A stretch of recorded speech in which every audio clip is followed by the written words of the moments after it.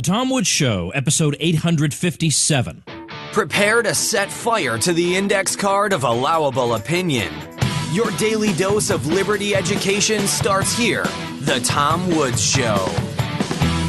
If you were educated in a public school, chances are you are a victim of educational malpractice, and you don't know what to do about it.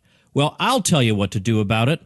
Learn the history and economics they kept from you by joining mylibertyclassroom.com. And as a listener of this show, get a discount by checking out our secret coupon page, libertyclassroom.com/coupons.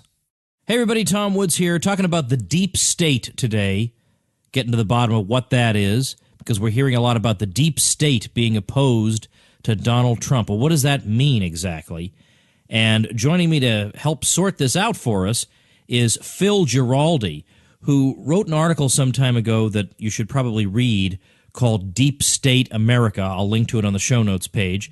Phil is a former counterterrorism specialist and military intelligence officer of the CIA. He is also executive director of the Council for the National Interest, which you can visit at councilforthenationalinterest.org. In his capacity as an intelligence officer, he served 18 years in Turkey, Italy, Germany, and Spain. And what do you know? He actually speaks Turkish, Italian, German, and Spanish. He also holds a PhD in European history from the University of London. Phil, welcome back. Thank you. Great to be on again. I'm very curious about this whole matter of the deep state. It's kind of floated a little bit out of the news these days, but it's still in the background. And I wonder, as a member of the intelligence community yourself in the past, if you might be able to explain to us what is meant by the term deep state, or what ought to be meant by it, if there's anything to it, if there's anything sinister to it, or if this is just a whole lot of propagandistic and conspiratorial hype.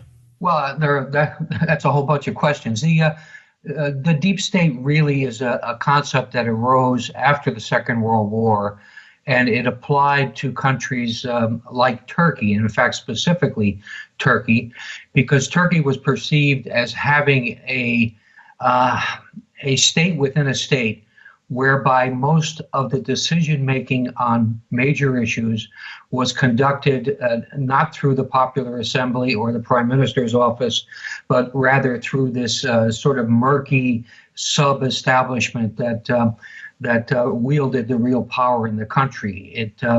In Turkey, it combined ex-members of the security services, police, politicians, businessmen in kind of a network. So that's where it comes from. And the concept was that this was a system that was contrary to democratic norms, and that was the danger of it. The expression continues to be used in places like the United States, and I think sometimes it might be more understandable to the American public if we just refer to it in a different way. I mean, you could call it the establishment in a way, because in the United States it operates much more in the open, and the collaboration between Wall Street and Washington is essentially how the deep state operates in the United States. All right. So then let's talk about the disturbing comments by, remember Chuck Schumer, basically warning Trump that, in effect, he's playing with fire if you go up against the intelligence agencies. And he didn't elaborate on this, but I don't think he had to. What do you think that was all about?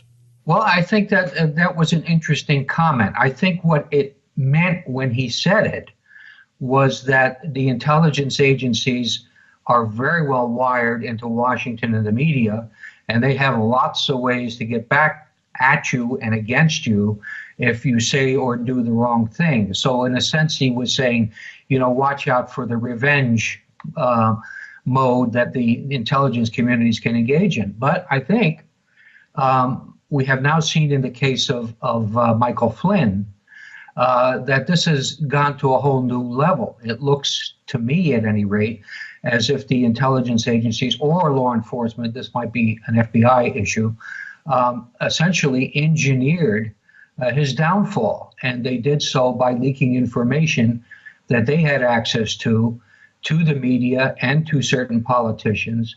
And this led to all kinds of consequences. Now, this is when it becomes dangerous, where suddenly the deep state, if you want to call it that, the intelligence community, is able to essentially overturn policies and political appointees that come in with a new administration. This is something quite frightening. I've thought of that term deep state as, I guess, obviously including the intelligence agencies, but somehow going beyond that. I've thought of the deep state as being the reason that, with the exception of Trump, who actually has made some changes that I wouldn't have expected from most politicians, for the most part, we get a lot of continuity between administrations.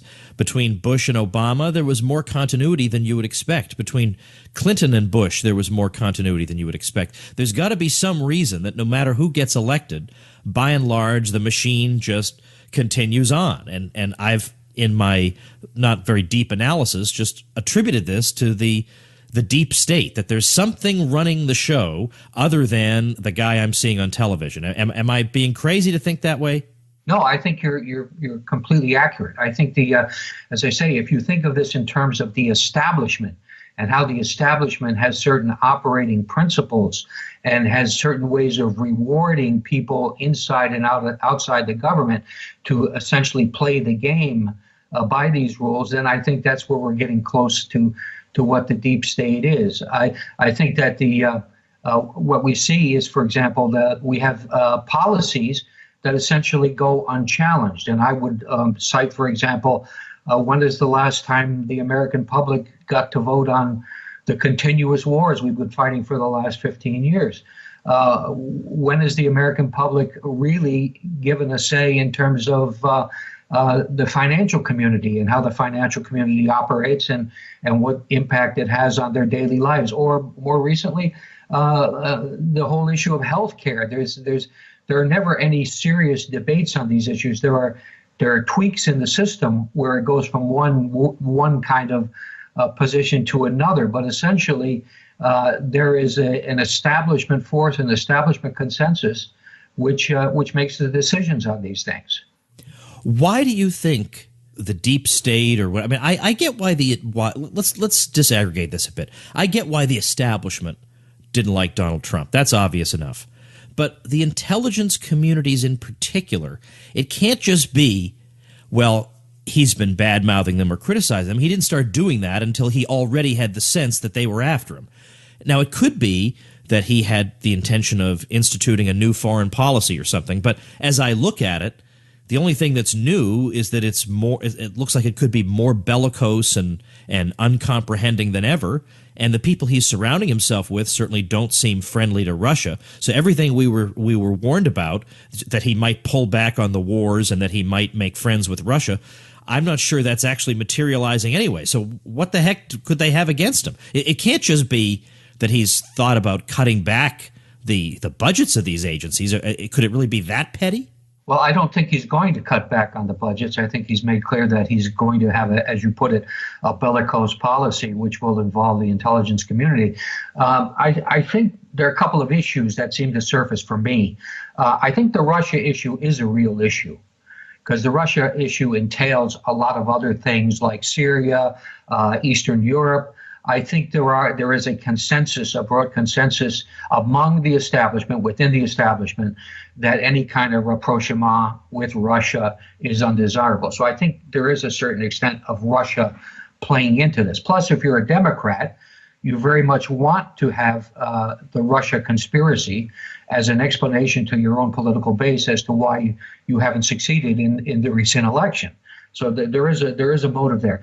And I think when we talk about the intelligence community, it's important to analyze what that means. The intelligence community is basically 20,000 people like me who essentially are in a certain circumstance where they perform a job of a certain type, and they do their jobs, and they're loyal to whatever government is in place.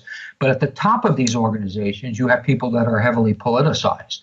And I would say, if you're saying where is the deep state or where is the establishment in the intelligence community, it's these guys at the top. And these guys are the ones that were particularly miffed by Trump and his comments. Plus, these guys lost their status and lost their future employment when Trump was elected. So they have an agenda. And I think if we're looking for specific players who have something that they want to, a message they want to send to the new president, these would be the people. Who do you think could possibly have the access necessary to be leaking the contents of some of Trump's phone calls? Yeah, that's an interesting question. This kind of information, as you might imagine, is extremely tightly held within the intelligence community.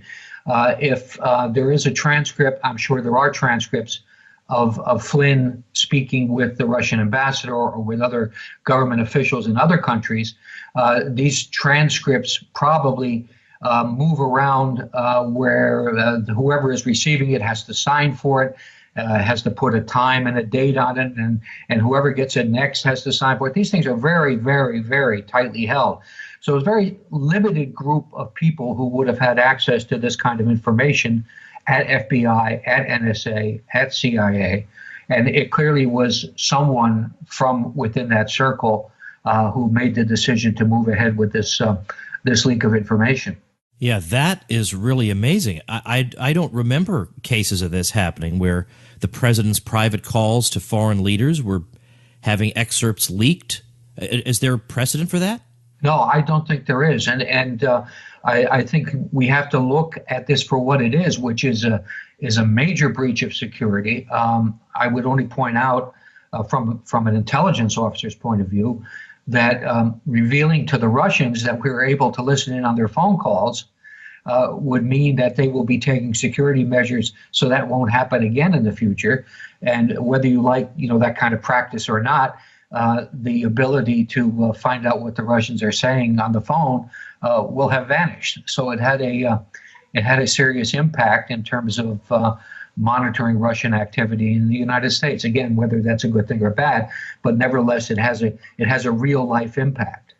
I want to read one paragraph from your article that I'm going to link to. This is episode 857, linking to it at tomwoods.com/857. It's your article, Deep State America, from a couple years ago. I want to just read this paragraph and get your comment. You say, what makes the deep state so successful? It wins no matter who is in power by creating bipartisan-supported money pits within the system, monetizing the completely unnecessary and hideously expensive global war on terror benefits the senior government officials, beltway industries, and financial services that feed off it. Because it is essential to keep the money flowing, the deep state persists in promoting policies that make no sense, to include the unwinnable wars currently enjoying marquee status in Iraq, Syria, and Afghanistan. The deep state knows that a fearful public will buy its product and does not even have to make much of an effort to sell it. That paragraph seems to hold up pretty well a couple years later. Yeah, it really does. I mean, there's always, I don't know who coined the expression, follow the money, but whoever did, he was a genius. When you get right down to it, the players in this, whether, again, you're going to call it deep state or just a kind of establishment, whatever you want to call it, they're largely motivated by personal profiles and where they have status in the government, and they're motivated by money. And you see it every day, literally. When congressmen leave, they join a lobbying firm. The lobbying firm then turns around and legislates in favor of the clients of the lobbying firm, and the clients in turn dump money on the former congressmen. So it's not just congressmen, it's military officers, it's senior intelligence officers. Everyone knows that to play in the system and not bend the rules is highly beneficial. Let me shift gears for a minute, because I know that you and I have very similar views on foreign policy. And I think you and I thought there was some modicum of a possibility that somebody who's more independent and who's not part of the system might have some chance of changing the foreign policy. And especially given that he talks about the foolishness of a couple of the previous wars. He even uses the forbidden term America First. But apparently America First means fighting wars in Syria and continuing to intervene in Yemen. That's not how I interpret the term America First. I think you'd have to twist yourself into a pretzel to make those things compatible. And this is why I get criticized by a lot of Trump supporters who thought I was just a pointy head when I would say the problem with Trump is he has no intellectual curiosity. He's got no desire to form systematic views that are grounded in something or to really read and become informed. He's just got a lot of impressions. Now, it's not to say he's not a smart guy, because at some level he is a smart guy. But the fact that he could simultaneously hold in his mind the foreign policy establishment has screwed up beyond belief, but I want to press forward with their overall strategy, that something's wrong there. So what have been your thoughts in watching his foreign policy and his foreign policy team unfold? Well, I share what you said. Basically, he doesn't seem to have what we would call a policy. He has a series of emotional and half thought out responses to specific situations, and this is dangerous. The whole idea that Iran is eternally a bad guy and can't be a party to any constructive activity in the Middle East is foolish. And buying completely into the Saudi and Israeli view of what Iran represents and what's going on in Syria is equally dangerous. I suspect he will surprise us in terms of doing some things that we would consider to be the right thing. I really liked his comment when he was interviewed, the week before last, where he was questioned by Bill O'Reilly about killing, that Putin was a killer, and his response was that, we're not exactly innocent in that regard, too. That's a sensible response. And I hope that, and I pray that he will do the sensible thing by Russia, which is not necessarily to acquiesce in terms of Russian policies and things like that, but to find some comfortable middle ground where we can work with the Russians and the Russians would be willing to work with us. I think that's absolutely essential. I think it's the number one foreign policy issue. He might just do that. I think he's going to blunder around in the Middle East, just like his predecessors have. And I hope at a certain point he'll realize that the military option is not a very good option at all, and that he will have to do more in terms of diplomacy, in terms of, I hate to call it coalition building, but at least relationship building with the various groups that are engaged in the Middle East. And I hope that he gradually will indeed minimize the U.S. role in the Middle East. Is there any appointment he's made anywhere in the foreign policy world that has pleased or not horrified you? I think the Secretary of State is not a bad choice. I think our two generals are not bad choices either.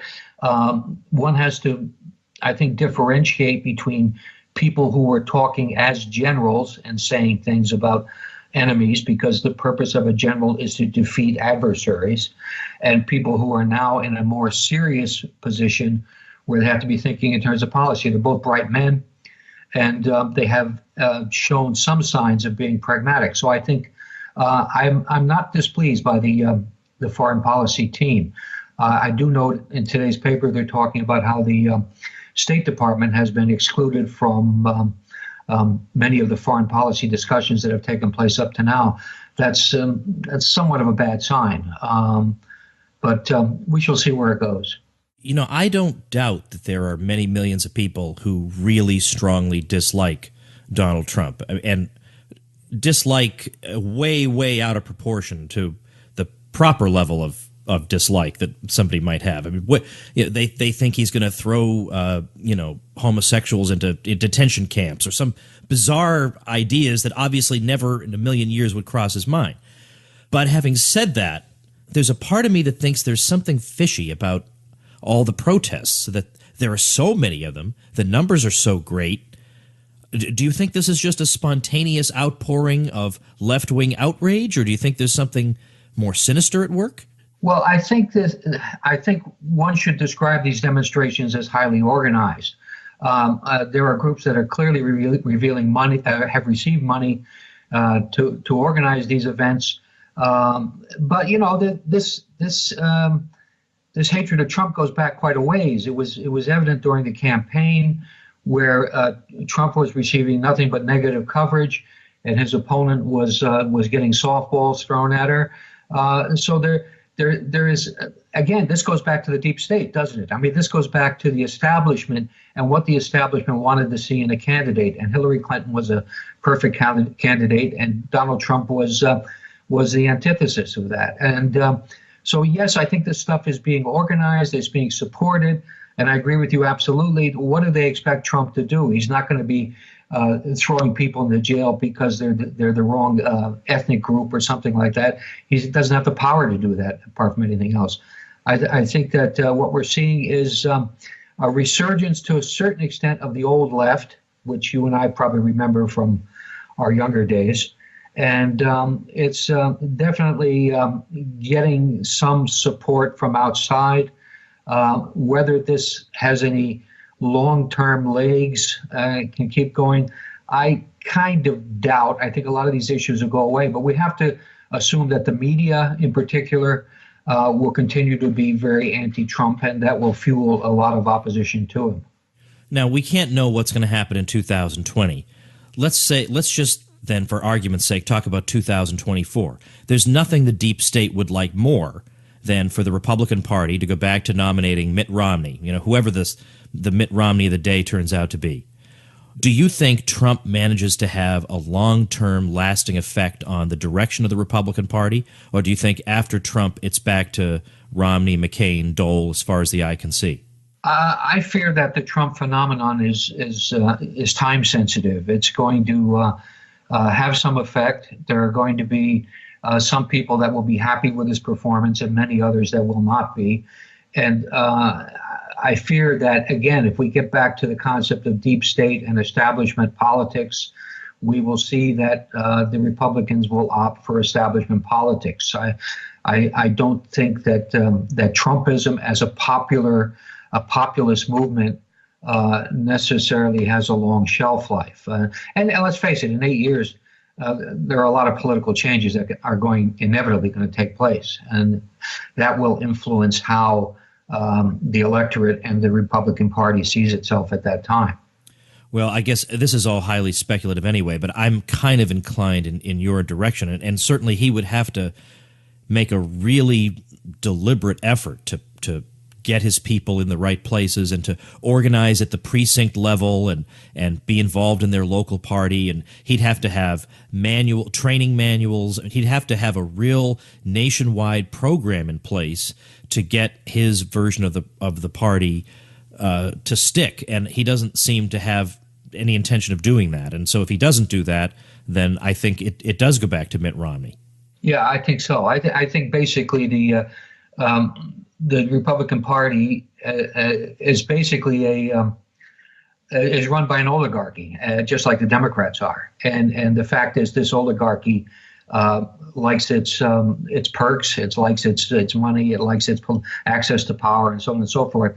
And they see themselves playing a certain role. And I think this role is, again, if we consider establishment, deep state, however you want to define it, these are the people that essentially are the driving force in this, and they're going to go back to what they feel comfortable with.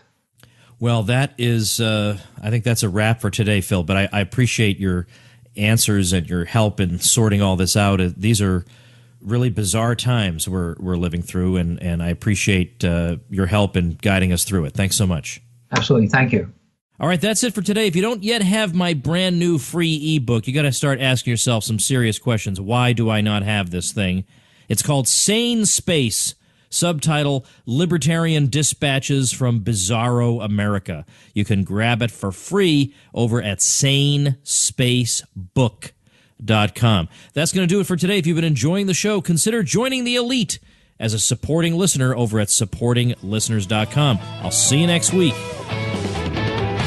Become a smarter libertarian in just 30 minutes a day. Visit TomWoods.com to subscribe to the show for free, and we'll see you next time.